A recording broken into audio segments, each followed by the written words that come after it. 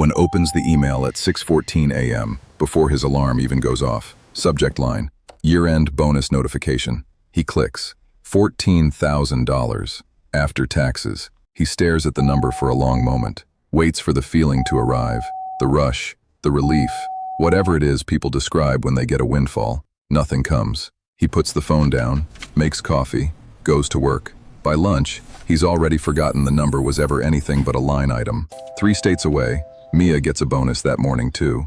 Smaller, $4,200. She doesn't open a single new tab, doesn't shop, doesn't celebrate. She just moves it, same day, same hour, into an account she can't even see from her banking app's main screen. 2 people, 2 bonuses, one 3 times the size of the other. In 18 months, the smaller bonus will have done more for the person who received it than the larger one ever did for Owen.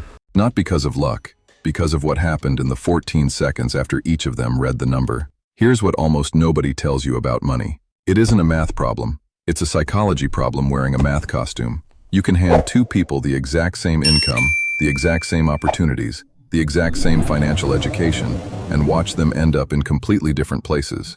Not because one of them understood compound interest better, because of how each one feels about risk, about enough, about what money is actually for. A 2021 Federal Reserve survey found that a household earning $100,000 a year is only marginally more likely to have real savings than one earning $50,000. Income explains far less than people assume. Behavior explains almost everything. So, why does a topic that seems so simple, spend less than you earn, turn out to be one of the hardest things a person will ever do? That's what this is actually about. Owen is 29, product manager, 6-figure salary by 27, which by every visible measure makes him the success story of his friend group.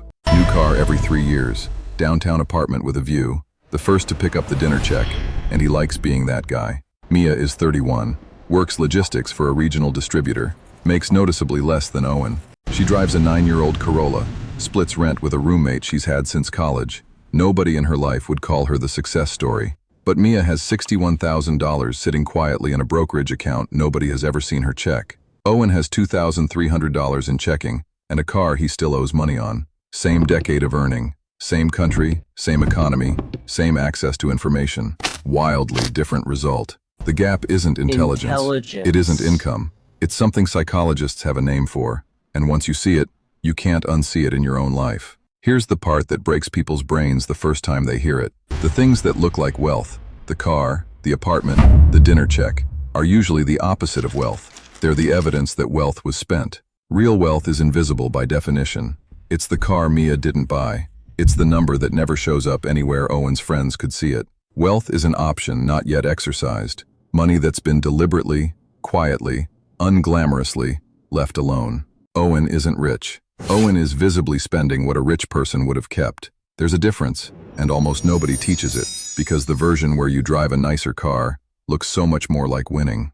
Mia understood something most people never get taught directly. Every dollar she didn't spend on looking successful was a dollar working a second, invisible job on her behalf. Psychologists have a name for the trap Owen is standing in without realizing it. It's called the visibility bias, the tendency to judge our own financial progress, and everyone else's, by what can be seen from the outside.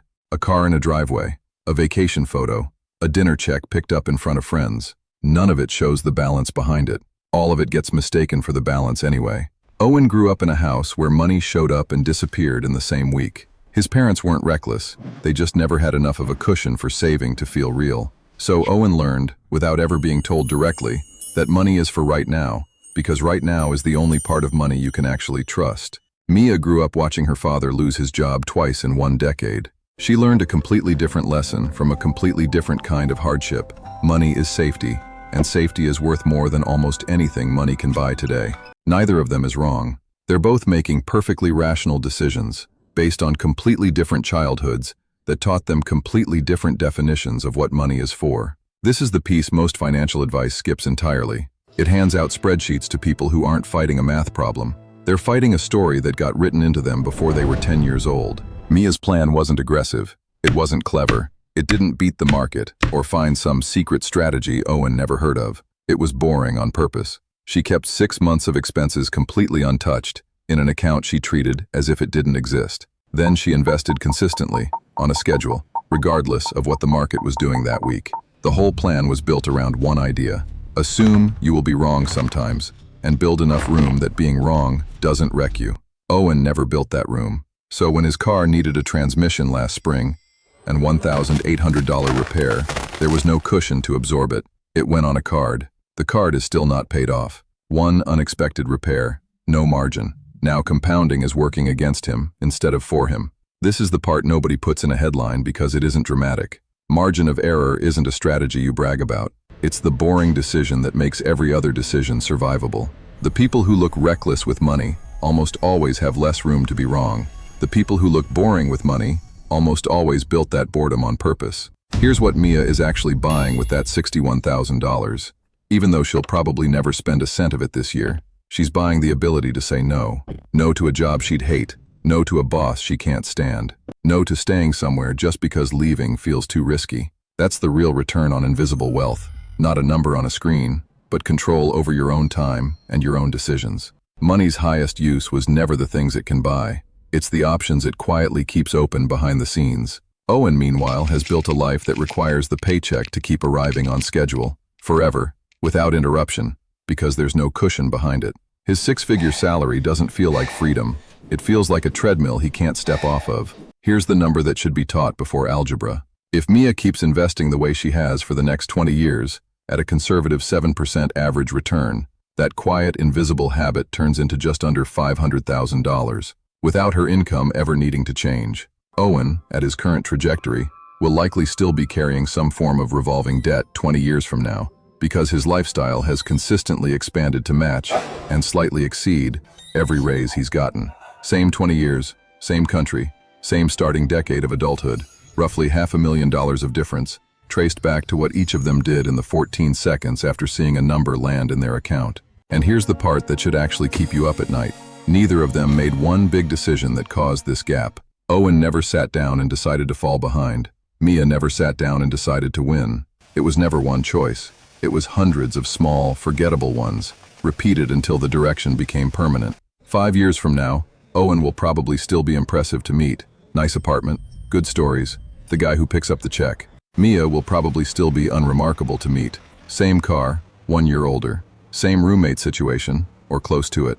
But Mia will have the one thing Owen's entire visible life has been quietly built to hide the absence of: choice. The freedom to leave a job, to take the slower, better opportunity instead of the safe, urgent one, to handle an emergency without a 5-minute spiral of dread. Owen was never careless with money. He was just never taught that the psychology mattered more than the math. Money was never really about the number in the account. It was about what that number lets you do, or what its absence quietly forces you to keep doing. The psychology of money isn't a subject you study once and finish. It's the story you're already living, whether you've read it yet or not. If you've ever hit a number that felt like it should change everything, hit subscribe.